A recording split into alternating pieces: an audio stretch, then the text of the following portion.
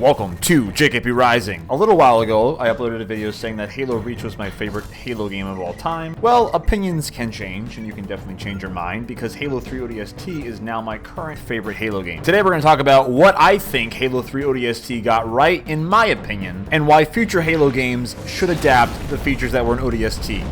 Number 1, interactive first-person cutscenes. Now this is merely on the list because I think ODST was the first Halo game to really introduce first-person cutscenes. Short and sweet, this is a great way to bring the gamer more into the game, and it brings more of an immersion level to the game as well. Rather than watching character A do a cool something in the game, you're now part of that character doing that special something, rather than just watching him from a distance and then going to the next gameplay level. They were in Halo Reach a couple times, a couple in 4 and a couple in 5, so it seems like 343 is keeping up the trend from ODST. So I'm just putting this on the list because I like this feature and I think it should stay. It has stayed so far and hopefully it will continue to stay. Number 2, open world gameplay. Other than Firefight that ODST is well known for, the open world gameplay in ODST is incredible. This detective-like story where you're going around this big open world trying to find clues to pick up your teammates. It was so incredible that apparently Halo 5 was going to go down that same path, but unfortunately, well, we know what happened there. The nighttime Mombasa streets is amazing with that beautiful skybox,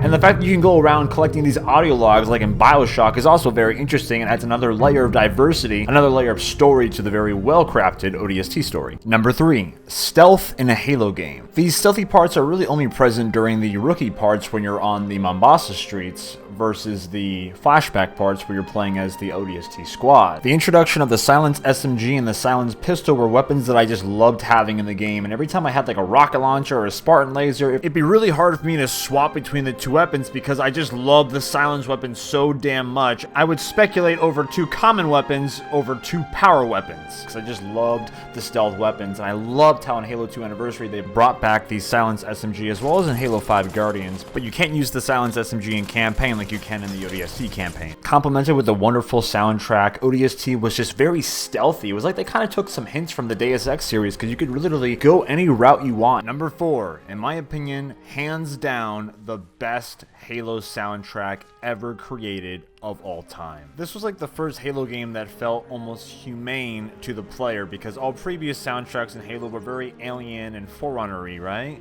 I thought adding the saxophone to the soundtrack was a great way to symbolize the loneliness of the rookie in the game. It was great to hear brief pieces of it throughout the ambient moments of the game. I heard some people say that they're not a big fan of the saxophone. I think it adds a great amount of depth to this soundtrack. And I love the constant theme of ODST. There's always a central theme in Halo games, and I really enjoyed the I can listen to virtually any part of this soundtrack and be okay with it. I can go to the gym and work out to this music. I can do my homework with this music playing in the background. I can multitask and be a very productive person of society with ODST music in the background. If I play any other type of Halo music in the background, I usually end up getting distracted, but ODST is very ambient. It's kind of like ASMR in a Halo game. It has its low points in the soundtrack.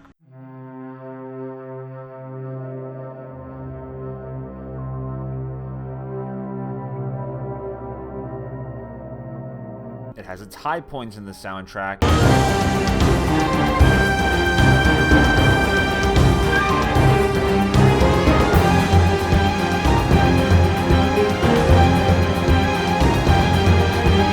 It has its epic moments in the soundtrack.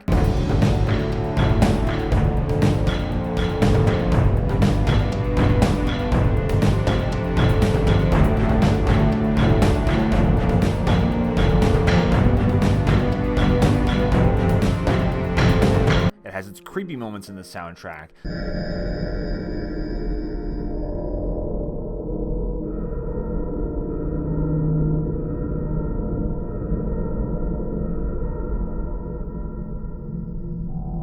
The soundtrack is very diverse, and that's why I think it is the current best Halo soundtrack overall in a Halo game. Let's talk Firefight. This was ODST's main feature that diversified it from other Halo games, because at this moment, Firefight was never a thing in a Halo game. Kind of only Horde mode at the time from Gears of War that had this mode where you would fight endless waves of enemies, but ODST brought it into the Halo world, and I believe it did it the best. Reach was cool, but I just felt ODST was just more fun in the way the announcer announced the skulls in each round and the bonus rounds. Round start.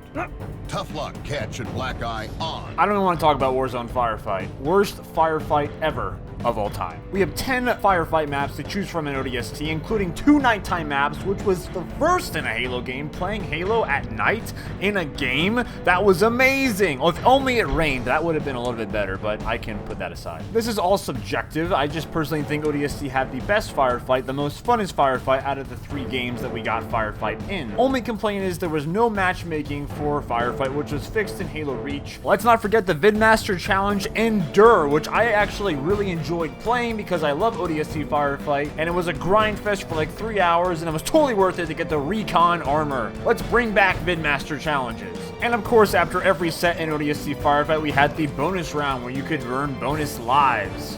All skulls on. Iron on. And you face the mighty Grunt-pocalypse. Overkill. Last but not least, fighting a Scarab in the ODST campaign. Who does not like to fight scarabs in Halo? That is one of the most iconic things to do in a Halo game, is to fight scarabs. It's always such an epic battle of tension, and you feel so small compared to this massive machine stomping in front of you. Fighting these things on Legendary was a pain in the ass, man. But I love this level because you have Mickey, Romeo, Dutch, and the Phantom taking down a scarab with you. You're in a freaking Banshee, and there's Banshees everywhere shooting you, these exploding things, and there's engineers all over the place. It's a chaotic adrenaline rush. This is sadly the last time we get to fight a Scarab in a Halo game, because while they were in Halo Reach, you actually didn't really get a chance to fight them full on like in ODST in Halo 3 or in Halo 2. After grinding for hours and breaking different controllers and sweating and short-circuiting the controller, you finally, you kick its fucking ass. Let me know in the comments below what you loved about Halo 3 ODST, and what do you believe in ODST should carry on into future Halo games. Thank you guys so much for watching what ODST got right. Stay tuned for some more Halo videos, Dead Space videos, Deus Ex videos here on the channel, JKP Rising. Have a great day, guys. Play some Firefight, and I'll see you all very soon.